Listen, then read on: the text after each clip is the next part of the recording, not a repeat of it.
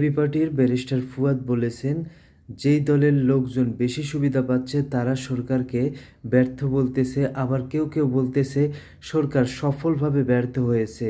তো ব্যারিস্টার ফুয়াদকে আমি এই কথা বলতে চাই যে বর্তমান সরকার আর শেখ হাসিনা কি একই জিনিস?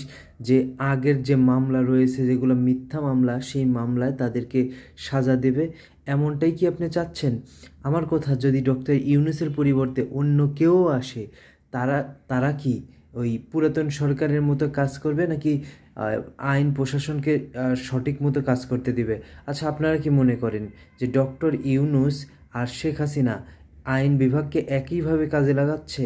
মানে শেখ হাসিনা যেমন তার ইচ্ছা মতো রায় নিয়ে আসতো, ডক্টর ইউনূসও কি তার ইচ্ছা মতো তার প্রভাব খাটিয়ে রায় নিয়ে আসতেছে? আমাকে এই প্রশ্নের উত্তর দিবেন।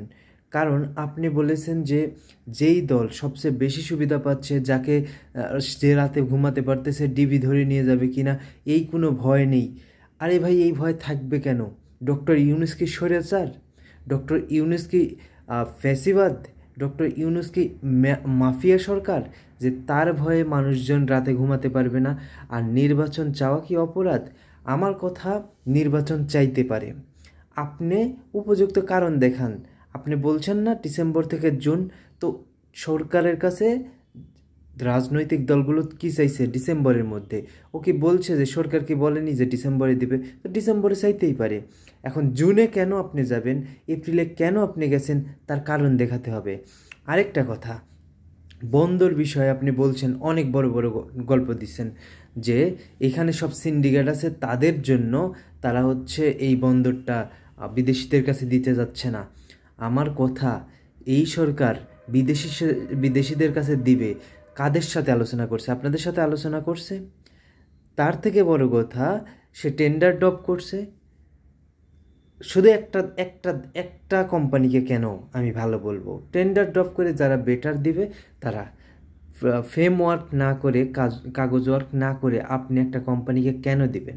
করিডোর ইস্যু, জাতিসংঘ তো বলে দিয়েছে যে এটা বাংলাদেশের আভ্যন্তরীণ বিষয়। বাংলাদেশ, মায়ানমার এবং বিবাদিত পার্টি যারা আছে তারা মিলে এই সিদ্ধান্ত নেবে, জাতিসংঘের এখানে কিছু বলার নেই।